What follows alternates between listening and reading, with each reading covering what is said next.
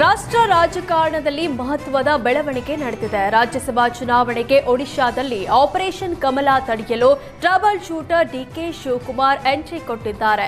ಕಾಂಗ್ರೆಸ್ ಶಾಸಕರಿಂದ ಅಡ್ಡ ಮತದಾನ ನಡೆಯುವ ಭೀತಿಯಿಂದ ಒಡಿಶಾ ಕಾಂಗ್ರೆಸ್ ಶಾಸಕರನ್ನ ಡಿಕೆಶಿ ಬೆಂಗಳೂರಿಗೆ ಶಿಫ್ಟ್ ಮಾಡಿಸಿದ್ದಾರೆ. ಒಡಿಶಾದ 12 ಕಾಂಗ್ರೆಸ್ ಶಾಸಕರನ್ನ ಬೆಂಗಳೂರಿನ ವಂಡರ್ಲಾ ರೆಸಾರ್ಟ್ಗೆ ಶಿಫ್ಟ್ ಮಾಡಲಾಗಿದೆ. ಇಂದು ಡಿಸಿಎಂ ಡಿಕೆ ಶಿವಕುಮಾರ್ ರೆಸಾರ್ಟ್ಗೆ ಭೇಟಿ ನೀಡಿದ್ರು. ಶಾಸಕರಾದ ಎಚ್.ಸಿ. ಬಾಲಕೃಷ್ಣ, ಸಿಪಿ ಯೋಗೇಶ್ವರ್ ಸಾಥ್ ನೀಡಿದ್ರು. ಒಡಿಶಾ ಶಾಸಕರಿಗೆ ಮಾಗಡಿ ಕಾಂಗ್ರೆಸ್ ಮುಖಂಡ ಬ್ಯಾಟಪ್ಪ ಅನ್ನೋರ ಹೆಸರಲ್ಲಿ ರೂಮ್ಗಳನ್ನು ಬುಕ್ ಮಾಡಲಾಗಿದೆ. ಶಾಸಕರ ಜೊತೆ ಬೆಂಗಳೂರಿಗೆ ಒಡಿಶಾ ಕಾಂಗ್ರೆಸ್ ಅಧ್ಯಕ್ಷ ಭಕ್ತ ಚರಣ್ ದಾಸ್ ಬಂದಿದ್ದು, ಮಾರ್ಚ್ 16ಕ್ಕೆ ರಾಜ್ಯಸಭಾ ಚುನಾವಣೆ ನಡೆಯಲಿದೆ. ಅಲ್ಲಿಯವರೆಗೆ ಕರ್ನಾಟಕದಲ್ಲಿ ವಾಸ್ತವ್ಯ ಹೂಡಲಿದ್ದಾರೆ. ಒಡಿಶಾದಲ್ಲಿ 4 ರಾಜ್ಯಸಭಾ ಸ್ಥಾನಗಳಿಗೆ ನಡೆಯುವ ಚುನಾವಣೆಯಲ್ಲಿ ಬಿಜೆಪಿಯಿಂದ 2 ಅಭ್ಯರ್ಥಿಗಳು ಕಣಕ್ಕೆ ಇಳಿದಿದ್ದಾರೆ. ಒಬ್ಬ ಪಕ್ಷೇತರ ಅಭ್ಯರ್ಥಿಗೆ ಬೆಂಬಲ ಸೂಚಿಸಿದ್ದಾರೆ. ಬಿಜೆಪಿ ಬೆಂಬಲಿತ ಪಕ್ಷೇತರ ಅಭ್ಯರ್ಥಿ ಗೆಲ್ಲಿಸಿಕೊಳ್ಳಲು 8 ಶಾಸಕರ ಅವಶ್ಯಕತೆ ಇದ್ದು 8 ಶಾಸಕರ ಸೆಳೆಯಲು ಬಿಜೆಪಿ ಕಸರತ್ತು ನಡೆಸಿದೆ. ಹೀಗಾಗಿ ಅಡ್ಡ ಮತದಾನ ತಡೆಯಲು ಕಾಂಗ್ರೆಸ್ ಡಿಕೆಶಿ ಮೊರೆ ಹೋಗಿದೆ ಎನ್ನಲಾಗ್ತಿದೆ. ರಾಜ್ಯದಲ್ಲಿ ರಾಷ್ಟ್ರ ರಾಜಕಾರಣದ ಸದ್ದು ಆಗ್ತಾ ಇದ್ದು, ಅಡ್ಡ ಮತದಾನದ ಭೀತಿಯಿಂದ ಒಡಿಶಾ ಶಾಸಕರನ್ನ ಬೆಂಗಳೂರಿಗೆ ಕರೆಸಿಕೊಂಡಿದ್ದು, ಈ ಬಗ್ಗೆ ಡಿಸಿಎಂ ಡಿಕೆ ಶಿವಕುಮಾರ್ ಪ್ರತಿಕ್ರಿಯೆ ನೀಡಿದ್ದಾರೆ. ಎಲ್ಲ ರಾಜಕೀಯ ಪಕ್ಷದಲ್ಲಿ ಇದು ನಡೀತಾ ಇರುತ್ತೆ.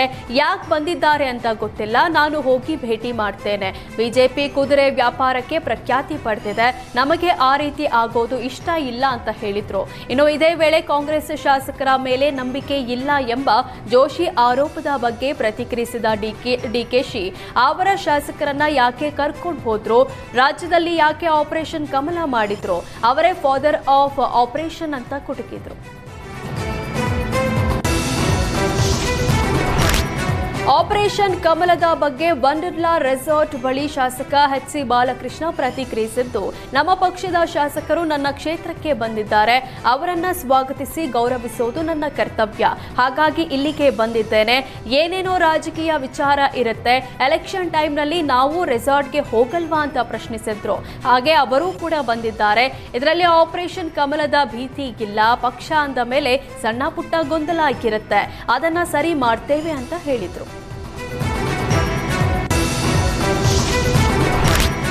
ಬಿಕ್ಲಾ ಶಿವ ಕೊಲೆ ಪ್ರಕರಣದಲ್ಲಿ ಪ್ರಮುಖ ಆರೋಪಿಗಳಿಗೆ ಜಾಮೀನು ಮಂಜೂರಾಗಿದೆ. ಜಗ್ಗಾ ಆಟ ಜಗದೀಶ್, ಕೆ ಕಿರಣ್, ವಿಮಲ್ ರಾಜ್, ಬಿ ಮದನ್ಗೆ ನ್ಯಾಯಮೂರ್ತಿ ಸುನಿಲ್ ದತ್ ಯಾದವ್ ಅವರಿದ್ದ ಹೈಕೋರ್ಟ್ ಪೀಠ ಜಾಮೀನು ಮಂಜೂರು ಮಾಡಿದೆ.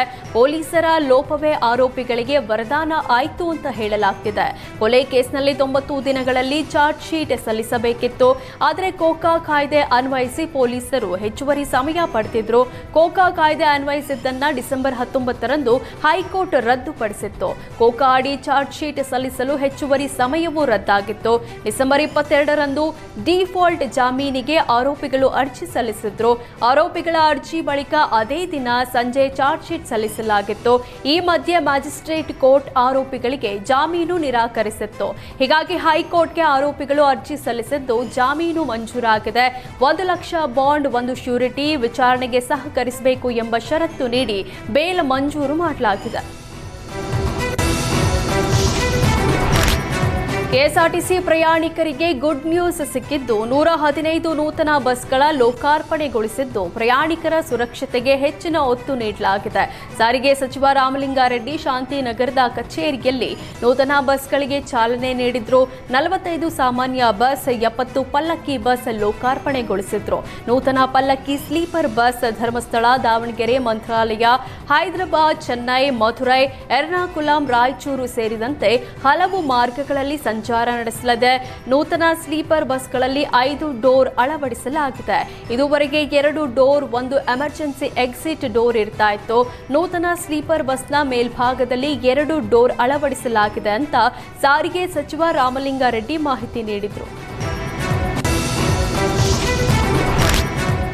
4 ವರ್ಷದ ಮಗುವನ್ನ ಮಕ್ಕಳ ಕಳ್ಳಿ ಕರೆದೊಯ್ದಿದ್ದು 25 ದಿನಗಳಿಂದ ಕಂದಮ್ಮ ಮಡಿಲು ಸೇರದೆ ಹೆತ್ತ ತಾಯಿ ಪರಿತಪಿಸುತ್ತಿದ್ದಾರೆ.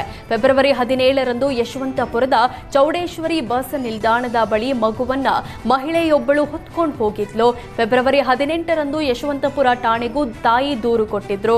ಆದರೆ ಇದುವರೆಗೂ ಮಗು ಸುಳಿವು ಸಿಗದೆ ತಾಯಿ ಕಂಗಾಲಾಗಿದ್ದಾರೆ.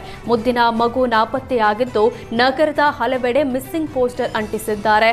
ಆದರೆ ದೂರು ನೀಡಿ ಎಫ್ಐಆರ್ ಆಗಿ 25 ದಿನ ಕಳೆದರೂ ಮಗು ಸಿಗದೆ ಪೊಲೀಸ್ನವರು ಕೈಚೆಲ್ಲಿ ಕೂತಿದ್ದು ಹೆತ್ತಮ್ಮ ಕಂಗಾಲಾಗಿದ್ದಾರೆ. ಮೆಡಿಕಲ್ ಶಾಪ್ನಲ್ಲೇ ಕುಸಿದು ಬಿದ್ದು ಉಪನ್ಯಾಸಕ ಮೃತಪಟ್ಟ ದಾರುಣ ಘಟನೆ ದಕ್ಷಿಣ ಕನ್ನಡದ ಸುಳ್ಯ ತಾಲೂಕಿನ ಶ್ರೀರಾಮಪೇಟೆಯಲ್ಲಿ ನಡೆದಿದೆ. ಮೈಸೂರು ಮೂಲದ 42 ವರ್ಷದ ಮಂಜು ಪಿ ಮೃತಪಟ್ಟಿದ್ದಾರೆ. ಸುಳ್ಯದ ಸರ್ಕಾರಿ ಪದವಿ ಕಾಲೇಜಿನ ಉಪನ್ಯಾಸಕರಾಗಿದ್ದರು. ಕಾಲೇಜಿನಲ್ಲೇ ಆರೋಗ್ಯ ಸಮಸ್ಯೆಯಿಂದ ಬಳಲ್ತಾ ಇದ್ದ ಮಂಜು ಟ್ಯಾಬ್ಲೆಟ್ ತೆಗೆದುಕೊಳ್ಳಲು ಬಂದಾಗ ಕುಸಿದು ಬಿದ್ದಿದ್ದಾರೆ. ಲೋ ಬಿಪಿ ಅಥವಾ ಹಾರ್ಟ್ ಅಟ್ಯಾಕ್ನಿಂದ ಸಾವಿನ ಶಂಕೆ ವ್ಯಕ್ತವಾಗಿದೆ. ಉಪನ್ಯಾಸಕನ ಸಾವಿನ ದೃಶ್ಯ ಸಿಸಿಟಿವಿಯಲ್ಲಿ ಸೆರೆಯಾಗಿದೆ.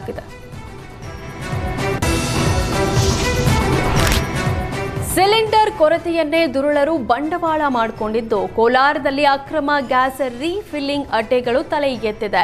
ಕೆಜಿಎಫ್ನ ಅಂಡರ್ಸನ್ ಪೇಟೆಯಲ್ಲಿ ಪೊಲೀಸರು ಕಾರ್ಯಾಚರಣೆ ನಡೆಸಿದ್ದು ಅಕ್ರಮ ಗ್ಯಾಸ್ ರೀಫಿಲ್ಲಿಂಗ್ ಅಡ್ಡೆ ಮೇಲೆ ಖಾಕಿ ದಾಳಿ ನಡೆಸಿದೆ. ರೀಫಿಲ್ಲಿಂಗ್ ಮಾಡ್ತಾ ಇದ್ದ ವೇಳೆ ದಾಳಿ ನಡೆದಿದ್ದು 2 ಗ್ಯಾಸ್ ಸಿಲಿಂಡರ್ ವಶಕ್ಕೆ ಪಡೆಯಲಾಗಿದೆ. ಜೊತೆಗೆ ಗ್ಯಾಸ್ ರೀಫಿಲ್ಲಿಂಗ್ ಮಾಡ್ತಾ ಇದ್ದ ರಾಜಾ ಸಾಬ್ ಎಂಬಾತನನ್ನ ಬಂಧಿಸಲಾಗಿದೆ. ಏಕಲಾಮಟ್ಟಿ ಏತ ನೀರಾವರಿ ಯೋಜನೆ ಪೂರ್ಣಗೊಳಿಸಲು ಆಗ್ರಹಿಸಿ ರೈತರು ವಿಭಿನ್ನ ಪ್ರತಿಭಟನೆ ನಡೆಸಿದ್ದಾರೆ. ರೈತರಿಬ್ಬರು ಮರವೇರಿ ಕುಳಿತು ಪ್ರತಿಭಟಿಸಿದ್ದಾರೆ. ಬಾಗಲಕೋಟೆ ಜಿಲ್ಲೆ ಜಮಖಂಡಿ ತಾಲೂಕಿನ ಚಿಕ್ಕಲಕ್ಕಿ ಕ್ರಾಸ್ ಬಳಿ ಪ್ರೊಟೆಸ್ಟ್ ಮಾಡಿದ್ದಾರೆ. ಏಕಲಾಮಟ್ಟಿ ಏತ ನೀರಾವರಿ ಜಾರಿ ಮಾಡಬೇಕು, ಇಲ್ಲದಿದ್ದರೆ ಮರದಿಂದ ಜಿಗಿದು ಆತ್ಮಹತ್ಯೆ ಮಾಡಿಕೊಳ್ಳುವ ಬೆದರಿಕೆ ಹಾಕಿದ್ದಾರೆ. ಪಶ್ಚಿಮ ಏಷ್ಯಾದಲ್ಲಿ ಯುದ್ಧದ ಹಿನ್ನೆಲೆ ದೇಶದಲ್ಲಿ ಎಲ್ಪಿಜಿ ಅಭಾವ ಸೃಷ್ಟಿಯಾಗಿದೆ. ಈ ಮಧ್ಯೆ ಕೇರಳದ ತಿರುವನಂತಪುರಂನ ಜನನಿಬಿಡ ಚಾಲಾ ಮಾರುಕಟ್ಟೆ ಪ್ರದೇಶದ ವಿಎಸ್ ಹೋಟೆಲ್ನಿಂದ 19 ಕೆಜಿ ತೂಕದ ವಾಣಿಜ್ಯ ಅಡುಗೆ ಅನಿಲದ ಸಿಲಿಂಡರ್ ಕಳವು ಮಾಡಲಾಗಿದೆ. ಈ ಬಗ್ಗೆ ಹೋಟೆಲ್ ಮಾಲೀಕ ಶ್ರೀಕುಮಾರ್ ಮಾಹಿತಿ ನೀಡಿದ್ದು, ಅಡುಗೆ ಮನೆಯಲ್ಲಿ 3 ಸಿಲಿಂಡರ್ಗಳಿದ್ವು, 2 ಬಳಕೆಯಲ್ಲಿದ್ದು ಮತ್ತು 1 ತುಂಬಿದ ಸಿಲಿಂಡರ್ ಇತ್ತು. ತುಂಬಿದ ಸಿಲಿಂಡರ್ ಅನ್ನ ಕಳ್ಳರು ಹೊತ್ತೊಯ್ದಿದ್ದಾರೆ ಅಂತ ತಿಳಿಸಿದ್ದಾರೆ. ಯುದ್ಧದ ನಂತರ ಮೊದಲ ಬಾರಿಗೆ ಯುಎಇಯಿಂದ ಕಾರವಾರಕ್ಕೆ ಹಡಗು ಬಂದಿದೆ. ಸುಮಾರು 5,500 ಟನ್ ಸಾಮರ್ಥ್ಯದ ಹಡಗಿನಲ್ಲಿ 3,100 ಟನ್ ಬಿಟುಮೆನ್ ಅನ್ನು ತಂದಿದೆ. ಹಾರ್ಮೋಜ್ ಜಲಸಂಧಿಯಿಂದ ಹಡಗು ಬರುವುದಕ್ಕೆ ಇರಾನ್ ನಿರ್ಬಂಧ ವಿಧಿಸಿತ್ತು. ಹೀಗಾಗಿ ಯುಎಇಯ ಕೋರ್ಪಾಕಾನ್ನಿಂದ ಹಡಗು ಆಗಮಿಸಿದೆ. ಮಾರ್ಚ್ 3ಕ್ಕೆ ಯುಎಇಯಿಂದ ಹಡಗು ಹೊರಟಿದ್ದು ಇಂದು ಸಂಜೆ ವಾಪಸ್ ಆಗಲಿದೆ. ಆದರೆ ಇಲ್ಲಿಂದ ವಾಪಸ್ ಎಲ್ಲಿಗೆ ಹೋಗಬೇಕು ಅಂತ ಮಾಹಿತಿ ಬಂದಿಲ್ಲ ಎಂದು ಶಿಪ್ ಸಿಬ್ಬಂದಿ ತಿಳಿಸಿದ್ದಾರೆ. ಸಿಲಿಂಡರ್ ಕೊರತೆ ಖಂಡಿಸಿ ಮೈಸೂರಿನ ಹಾರ್ಡಿಂಗ್ ವೃತ್ತದಲ್ಲಿ ವಾಟಾಳ್ ನಾಗರಾಜ್ ವಿಭಿನ್ನ ಪ್ರತಿಭಟನೆ ನಡೆಸಿದ್ರು. ಖಾಲಿ ಸಿಲಿಂಡರ್ ಹಿಡಿದು ಸೌದೆ ಒಲೆಯಲ್ಲಿ ನೀರು ಕಾಯಿಸಿ ವಾಟಾಳ್ ಪ್ರೊಟೆಸ್ಟ್ ಮಾಡಿದ್ರು. ಈ ವೇಳೆ ಅಮೆರಿಕಾದವರಿಗೆ ಜೀವನ ಪರ್ಯಂತ ಯುದ್ಧ ಬೇಕು, ನಮಗೆ ಬೇಕಿಲ್ಲ, ಟ್ರಂಪ್ ಒಬ್ಬ ಸರ್ವಾಧಿಕಾರಿ ಅಂತ ವಾಟಾಳ್ ನಾಗರಾಜ್ ವಾಗ್ದಾಳಿ ನಡೆಸಿದ್ರು. ಯುದ್ಧದಿಂದ ಪೆಟ್ರೋಲ್, ಡೀಸೆಲ್, ಗ್ಯಾಸ್, ಔಷಧಿ ಕೊರತೆ ಆಗ್ತಿದೆ. ಅನಿವಾರ್ಯ ಬಿದ್ದರೆ ಕರ್ನಾಟಕ ಬಂದ್ ಮಾಡೋದಾಗಿಯೂ ಎಚ್ಚರಿಕೆ ನೀಡಿದ್ದು, ಯುದ್ಧ ನಿಲ್ಲಿಸುವಂತೆ ಅಮೆರಿಕಾಗೆ ಮನವಿ ಮಾಡುವಂತೆ ವಾಟಾಳ್ ಆಗ್ರಹಿಸಿದರು. ಎಲ್ಪಿಜಿ ಅಭಾವದ ಬಗ್ಗೆ ಚರ್ಚೆಗೆ ಆಗ್ರಹಿಸಿ ಲೋಕಸಭೆಯಲ್ಲಿ ವಿಪಕ್ಷಗಳು ಪಟ್ಟು ಹಿಡಿದಿದ್ದು ಗದ್ದಲ ಕೋಲಾಹಲ ನಡೆಯಿತು. ಪ್ರಶ್ನೋತ್ತರ ಅವಧಿ ಮುಗಿದ ನಂತರ ಚರ್ಚೆಗೆ ಅವಕಾಶ ನೀಡುವುದಾಗಿ ಸ್ಪೀಕರ್ ಹೇಳಿದ್ರು. ಆದರೆ ಸ್ಪೀಕರ್ ಮಾತಿಗೆ ಒಪ್ಪದೆ ವಿಪಕ್ಷಗಳು ಸರ್ಕಾರದ ವಿರುದ್ಧ ಘೋಷಣೆ ಕೂಗಿ ಆಕ್ರೋಶ ಹೊರಹಾಕಿದ್ರು.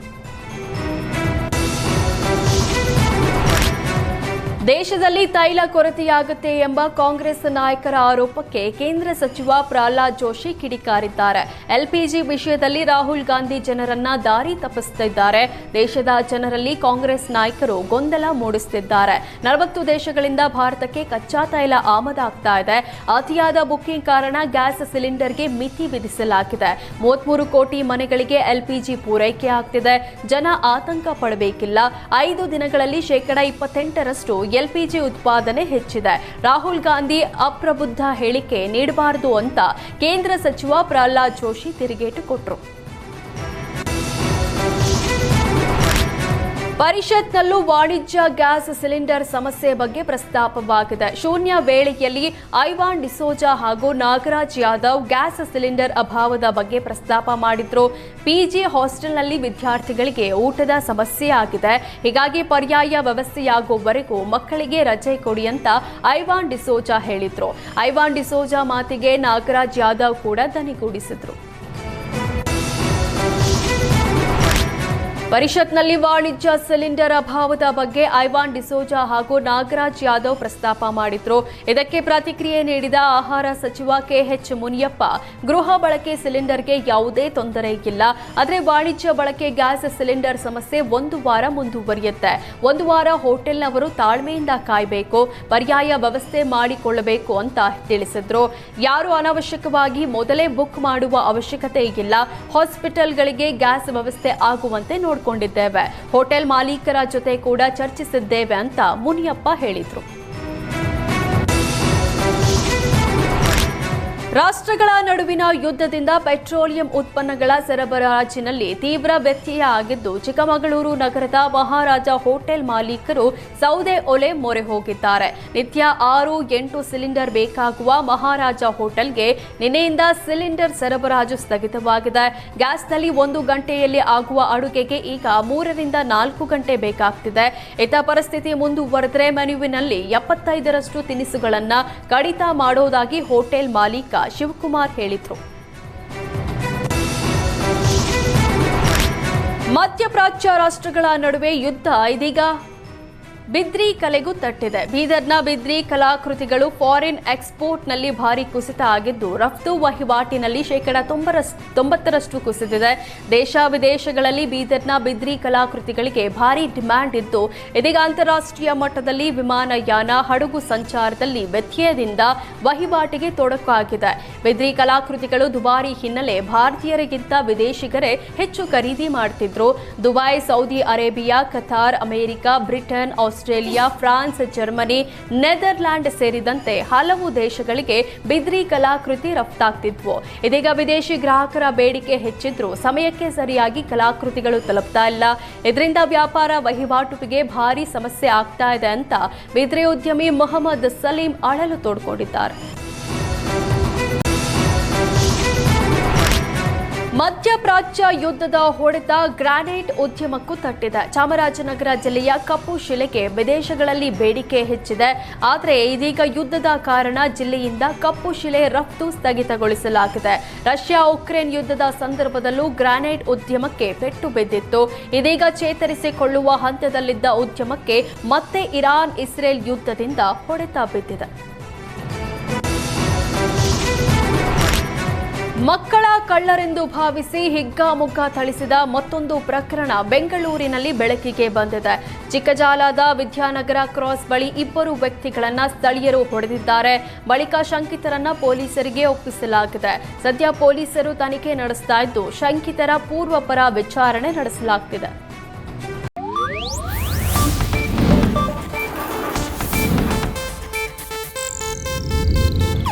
ಇದು ಏಷ್ಯಾನೆಟ್ ನ್ಯೂಸ್ ನೆಟ್ವರ್ಕ್ ಪ್ರಸ್ತುತಿ.